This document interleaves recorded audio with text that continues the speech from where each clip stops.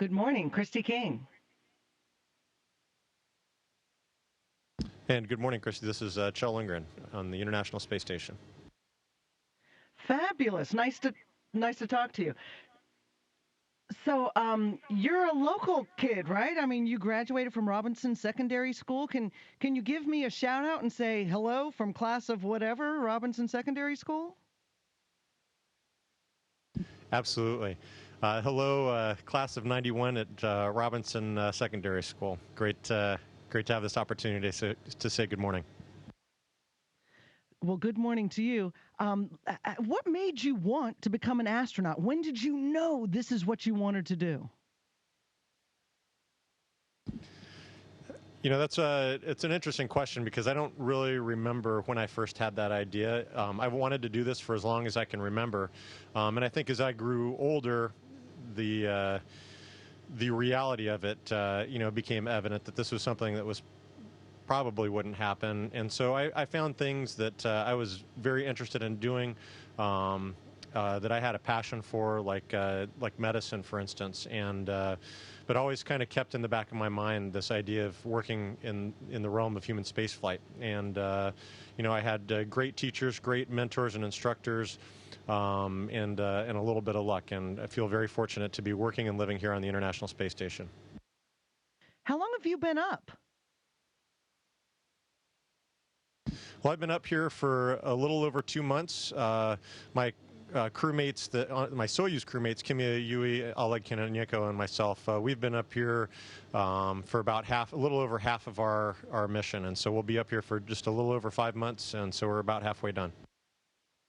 And I hate to backtrack on you, but advice to kids who dare to dream. I mean, not everybody can be an astronaut. The kids, when you're little, you say you want to do this and that. What would your advice be?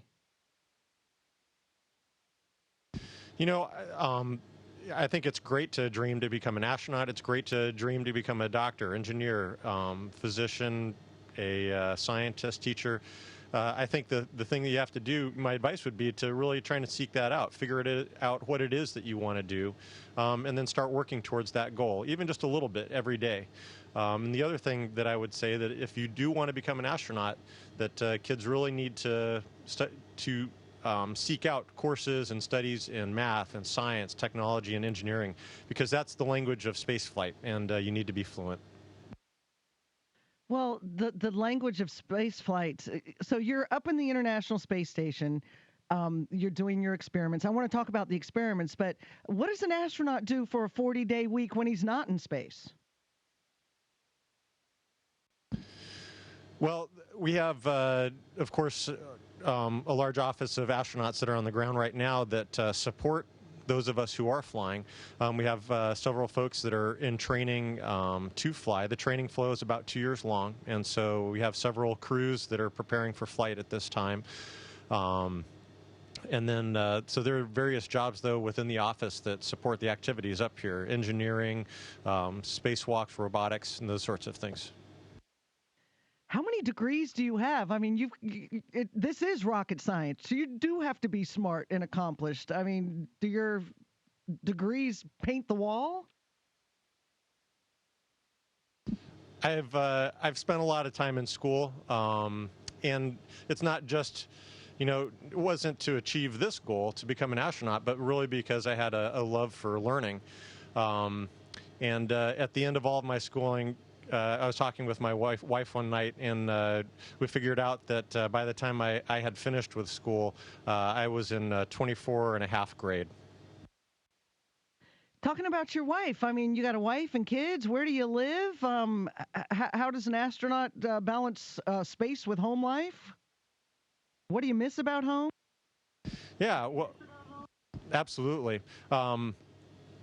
Yeah, I have a wife and three wonderful children, and that is an intricate balance. My family is very important to me, and so being up here for 5 months is probably the hardest part of this mission. But this particular sacrifice, I think, pales in comparison to the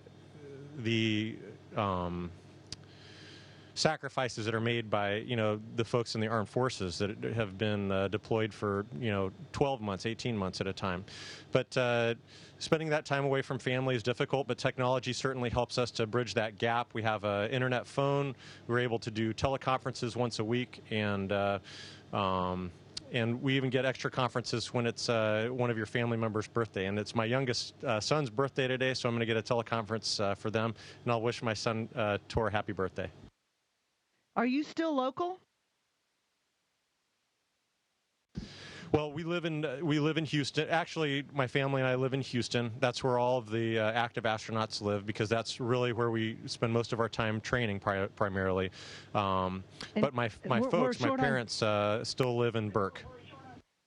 Oh, sweet. We're short on time. Can you give me some bullet points on some of the experiments you've got going on and what you hope to learn from them?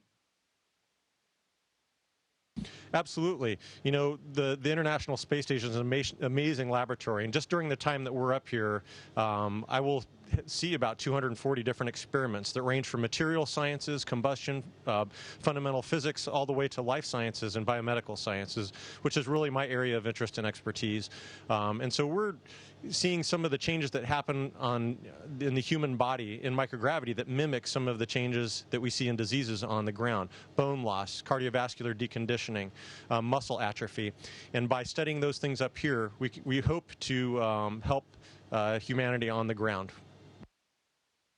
And these things you're studying bio, is that to perhaps help future space flights that take us longer to get places and to other locations? Well, that's absolutely true. You know, our research up here is really two-pronged. It's the things that we are studying are really to help us also extend our presence deeper into the solar system for future flights, long-duration flights to our ultimate goal of Mars. But in the meantime, a lot of the things that we learn can be applied to for example, diseases on the ground and finding cures or new medications for diseases on the ground. You know, it's super talking to you. Thank you so much. And can you overpronounce your name so I say it correctly? And maybe you give a shout out to Mom and Dad in Burke? Absolutely. My first name is Kjell. It's Swedish, so it's spelled a little differently, but Kjell, like Chel, and then last name Lindgren. And I'd love to say hi to my parents, my mom and dad in Burke, Virginia. Groovy, man. Have a good time up there, Rocket Man.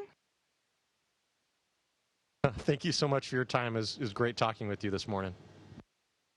Have fun. Bye-bye.